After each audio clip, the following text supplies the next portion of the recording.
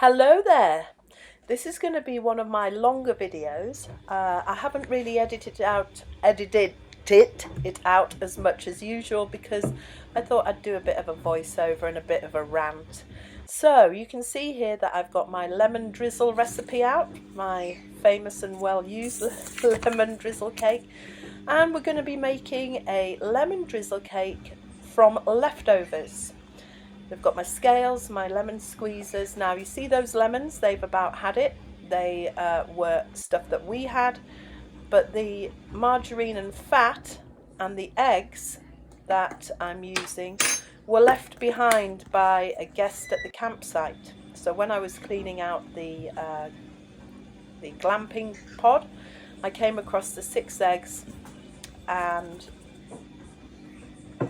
the margarine, and I thought, you know what, we don't really eat margarine and the lemons are going off anyway, so I'll make a lemon drizzle cake. Now at this point you see that I've kind of run out of sugar. I haven't got quite enough sugar to finish up, so I'm using a bit of preserving sugar that I have hanging around. Sugar is sugar at the end of the day. I mean, it's not going to make that much difference as far as I know. So I've used a self-raising flour, putting in a little bit of extra preserving sugar there just to sweeten it up a bit. I've got the 3 eggs in that were absolutely free, and I've put the eggshells in the tin. We'll get to those later. Now you see this flora was left behind by the guests, so I've used that, and the lemons are left behind from when I'm not having lemon in my gin and tonic. So yeah, they're very dried out, but they still, you know, they made plenty of juice, which is what we add to the actual mix, along with the lemon zest. What lemon zest you can get off lemons that are a little bit dried out. So I get out my Phillips hand mix. I just thought I'd show you the cover of the box. I must have had this hand whisk for over 30 years. But as you can see, I'm having trouble putting the little whisky bits in. And that's because I realised I did have a newer hand whisk that had broken, and I thought I'd save those for later because I thought they might come in handy.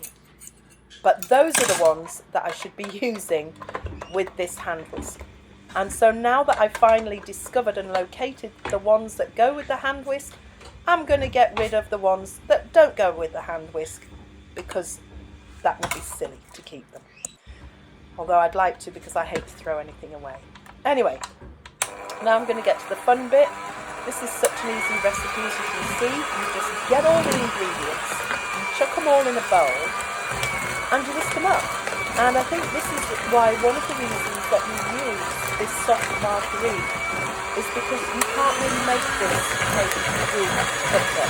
It's a little bit too heavy. Because what you're doing is you're adding a lot of syrupy mixture to the cake after it's cooked. So I'm mixing it up, and you can see, I really haven't edited this, but it is so fast. I suppose the Americans would call it making a batter, would you? Would you Americans call it making a batter? See, it's a bit lumpy there. So I'm taking my bendy spatula and I'm just going round the bowl. The bendy spatula is quite good for things like that. Scraping it off, going to give it another little whisk so that it's a little bit smoother. I can start to smell it. Now what I should say is that I've already got the oven on. My oven is a very cheap oven. The grill at the top and it's heating up down below. So if you're not very careful with positioning yourself, you will either burn the top and leave the bottom raw, or end up with something really insipid. So there I am. I've got rid of the little whisk bits. I've got the cake mix, and I'm just going to put it straight into my cake tin, which has a loose bottom. And because it's got a loose bottom, you'll see that when it comes out, I can push it up. Because this cake mix is quite thick, not much of it runs out the bottom or the sides when it's cooking, because it starts to cook already. Now what you will see is I leave some cake mixture in the bowl. I call this my little treat payment, you know. Who doesn't love a bit of raw cake mix? And I barely spread it out because what's the point? It's going to melt and spread out when it goes in the oven. So I've taken my tripod because I didn't do this one-handed. I needed the phone on a tripod, and I put the cake in the oven on a low-down shelf, and I'm checking the time. To be fair, I have no idea how long it takes, but yeah, there's my little bit of extra cake mixture. So now we get on to the syrup side of it. I've got my grater, I've got my pan, and I've got my plastic, pardon me, lemon zest squeezer. So I'm using the smallest side of the grater. I'm just going round the edge of the lemon, being very careful not to grate my thumb skin into the lemon mix because that does not go well with the whole lemon theme. And also it hurts. So I'm just giving it a good old scrape. Lemon drizzle cake is one of my favourites, but I have a terrible habit at the moment of putting it in the oven and then forgetting about it. And then it burns. So as you can see there, I'm showing you I'm keeping the better lemon and I'm using the old dried out lemon. So in this case, because I'm doing it for the camera and I'm trying my best to be professional, I am remaining in the kitchen and cleaning the kitchen while I wait for the cake to do. And this reminds me that the cake is in the oven. And it also means that by the time I've finished, I've got a clean kitchen. So I would highly recommend that you don't leave the kitchen while your cake is cooking. So you can see there, I'm gone round the lemons, patted it off, cleaned out the inside of the grater. And now I'm going to squeeze the lemon juice. And this is, I'm not sure if you can see if I've still got a plaster on my finger. I think I have at this point. Because I just damaged my finger pulling a sheep out of a hedge. And so grating lemons and squeezing lemons, I don't want to get the juice in my poorly finger because it will hurt. This plastic grater, I do have a glass one. I have a more traditional glass one, but I never can find it when I'm on the spur of the moment trying to do some baking, and I always end up with this little plastic one. Works just as well. There's no big deal. You don't need a lot of tools in your kitchen. You really don't. See that little pink knife down there? Razor sharp. That's a Victorinox knife.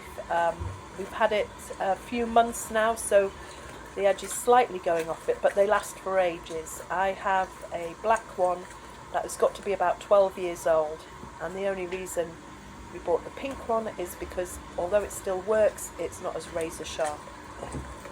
It's got a serrated edge, so it's not something that can be resharpened. And there you have it. That's the zest and rind of 2 lemons, and that's quite a lot of liquid. As you can see, it covers the bottom of the pan. But yeah, a lot of liquid, more than you'd think for 2 dried out lemons. As you know, I've run out of sugar, so I'm using the preserving sugar. This actually worked really well. I mean, I would never have done it had I not run out. But because it's something that you are wanting to set slightly, and I just pour a load of sugar in there. As you can see, it's quite a lot of sugar. Nobody said this lemon drizzle cake was going to be not sweet. It's going to be sweet and zesty. So I'm leaving it now because I don't want to make the syrup until the cake is ready. Now you see these eggshells? These eggshells is going in the oven. Why, you may ask? Well, that's a thing for another movie. But I just put them in underneath the cake. And now we've waited a while. I think my kitchen is probably cleaner. Look, what time is it now? And I'm going to open the oven door, and I'm pretty pleased with that. Now, I'm not sure if my oven has left it raw in the middle, so I'm getting a cocktail stick.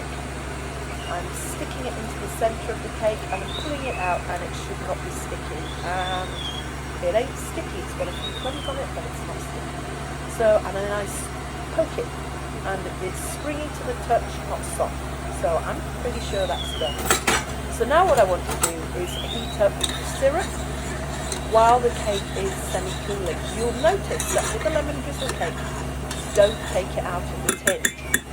So it's sitting in the tin, and it's kind of like hot and sweaty in the tin, steaming. You know, the steam is coming off it. And I'm boiling up the sugar solution. So what you'll see in this first bit is the sugar solution is really clear and it's quite runny, and there's a lot of it. So we're wanting to reduce it down, and by reducing I mean that you're steaming it, you're getting the steam off, and so you're reducing the amount of liquid. As you can see, after it's been boiling for a while, it's changed colour and there's quite a bit less of it. At this point I'm thinking to myself, am I gonna, you know, if I forget it, it's gonna go wrong.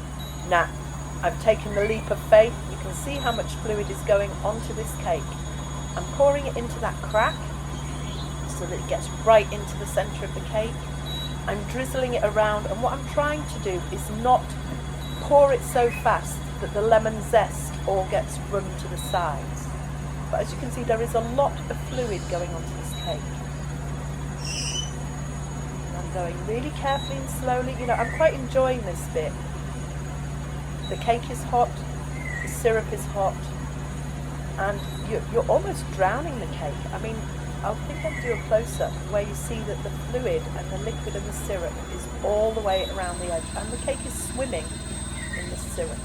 And this is one of the reasons why you need to keep it nice and hot. So you need it hot like that, and then when you come back, it's all soaked in. All soaked into the cake. Absolutely fabulous. The cake has come away from the sides of the tin. Set up my tripod there because we're going to do a 2-bit. Get the pink knife, go around the edge. Very little needed to be done there actually. The cake tin itself is slightly dented, so it doesn't come out in a complete round. And I'm lifting it out. It's still really warm, right? So it was hot underneath. So watch your fingers with this. But then I'm getting a plate and I'm going to cut into this bad boy. There's nothing like a slice of warm cake. It is just the best. Do not leave this cake longer than necessary. Get it eaten. Best eaten fresh. Look at that. Doesn't look nearly as sinful. Hope you enjoyed the movie. Thank you for watching this far. Take care. See you soon. Bye.